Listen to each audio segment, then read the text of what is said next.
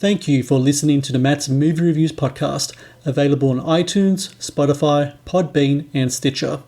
Also, please follow Matt's Movie Reviews on Facebook, YouTube, Parler, and Instagram.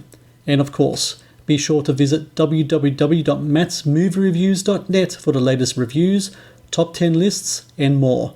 Now, on to the show. I got a nice job. It's just a startup, and I think you'd be perfect for it. And what's the business? Throw this on before you get out.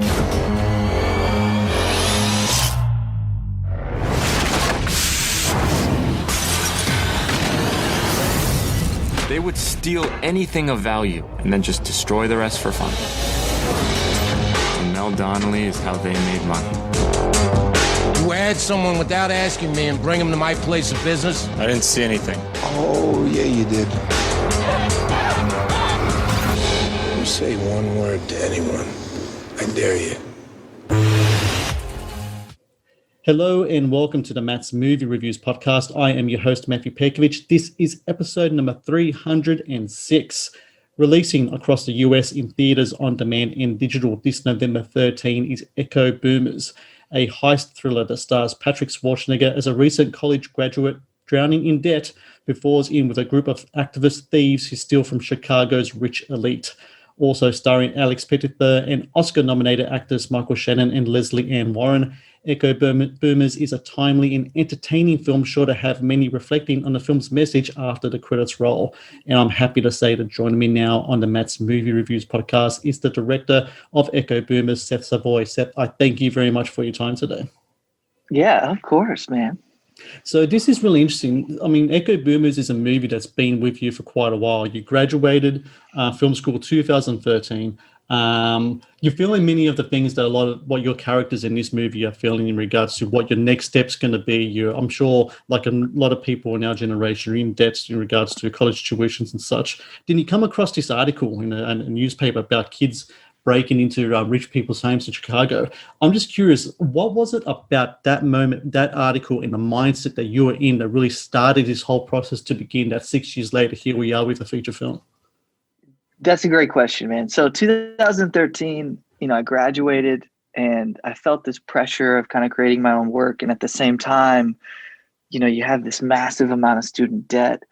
And I kind of got to the finish line and realized that there's obviously no shortage of filmmakers in the industry. And kind of serendipitously enough, I came across these newspaper articles about these college kids breaking into homes. And weirdly enough, I could understand their frustration on a personal level. And I understood this just angst and rage that they had at the system because they played by the rules, and so I kind of took that angst and I took that rage and I started writing Echo Boomers on it. And I think weirdly enough, it's still extremely timely. It is timely. It's interesting though, because when I was watching the movie, you were showing scenes of the whole Occupy Wall Street protest. And that seems like 1,000 years ago, especially considering this year, all the stuff that was going on. This movie can be classified in many ways. I described it as a heist thriller in my introduction there. In many ways, it is that.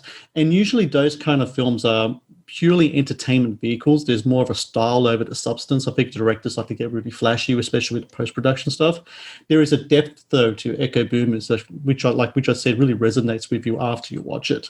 Getting that balance to make sure that your message cuts across, but also hitting those kind of beats of the kind of the heist thriller kind of subgenre. How important was it to get that balance, and where does that balance come from? Does it come in the script? Does it come in post? Where does it all kind of come together?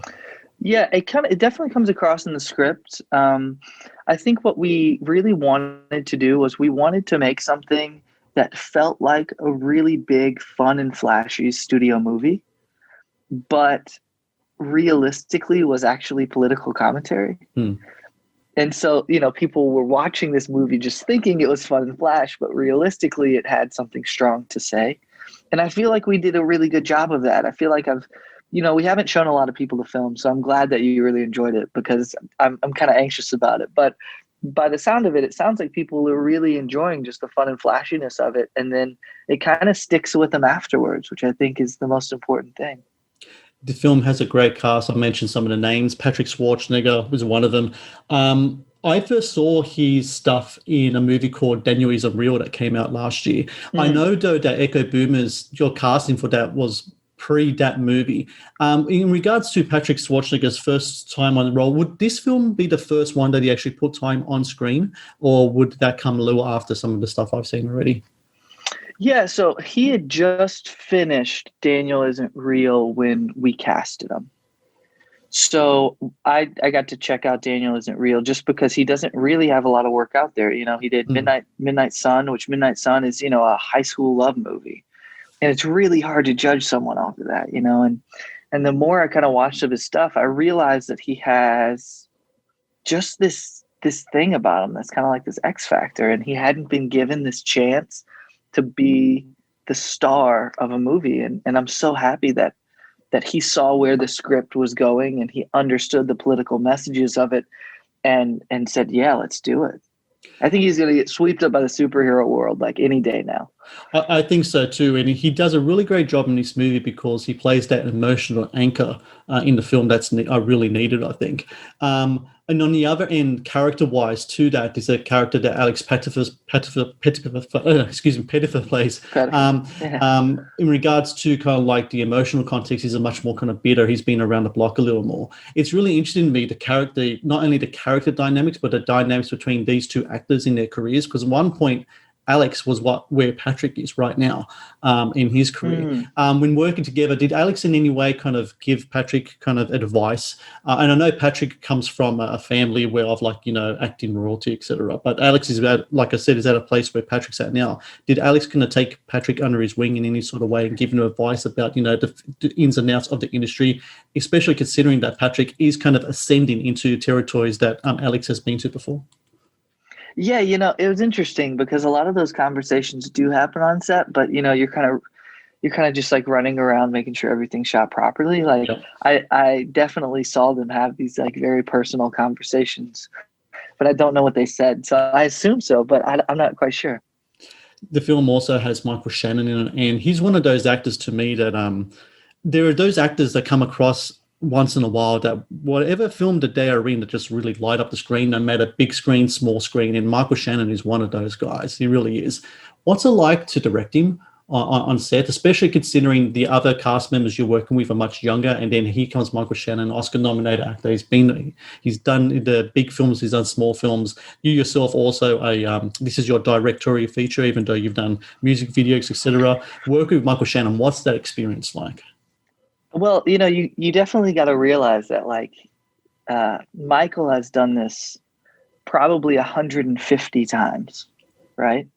Worked on set, doing his job, breaking into characters. And this is my first, right? So it's like you definitely have to realize that, his experience is something to learn from. And how he works on set and how he works with directors is something that, I have a lot of room to grow in. And so he has a crazy energy, like as soon as he showed up on set, everyone's performance stepped up because they knew that there was this new bar that had to be reached. And he has this thing as a actor too, that like, it was never said, and maybe it was just in my imagination, but like he cared about me as a director. Yeah. And he cared about me as a creative. And he didn't have to say that for me to know that.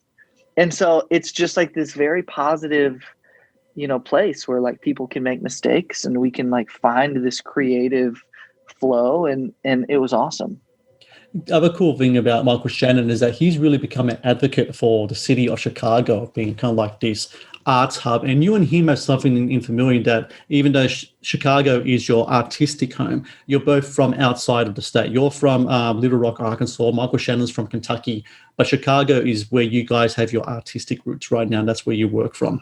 What is it about Chicago as a place? Because Michael Shannon's talking about he wants Chicago to be right up there with LA and New York. He's really advocating for that stuff, especially with indie filmmaking. You're an indie filmmaker. What does Chicago bring to the table for indie filmmakers out there to make sure that state flourishes with indie filmmakers and gets more films done in that state?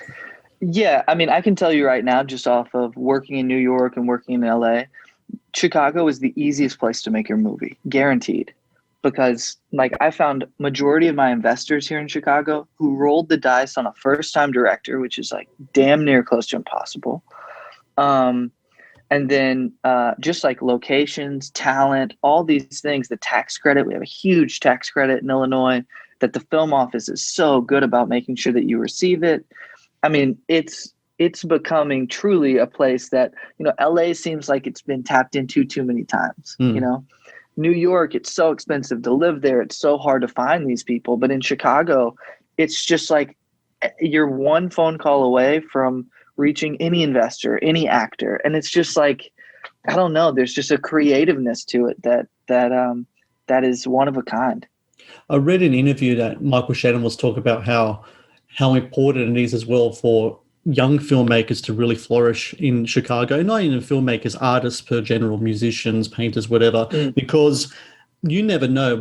Something like what a lot of the characters are feeling in Echo Boomers could happen again, and they need some type of outlet to put their frustrations out there so they don't go down the road of sacking people's houses and doing stuff like that. I'm sure yourself, when you finished your film school, it was so great for you, even though the struggle was a long time, 6-7 years to get this film up there. It was great to channel your energies through a movie, through a story, to make sure that you can put all that stuff out there and express yourself in a real positive way. Definitely.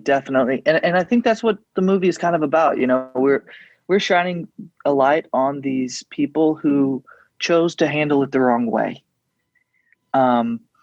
And hopefully you get by the end of the film that this generation has actually had a beautiful impact on the United States economy in terms of changing the work week from 9 to 5 to now it's from wherever, you know, and that, you know, women's pay and equality and kind of all these things that millennials have really been pushing for, and they've been very proactive. And so hopefully this shows that, like, you know, this is the worst case scenario that ended very poorly, but still very entertaining. So for everyone out there listening, Echo Boomers, November 13 in US theaters, on demand and digital. Please, everyone, check it out. You'll see an ascending star in Patrick Schwarzenegger and great established actors just like Michael Shannon and Seth Savoy. I thank you very much for your time today. Congratulations with the movie.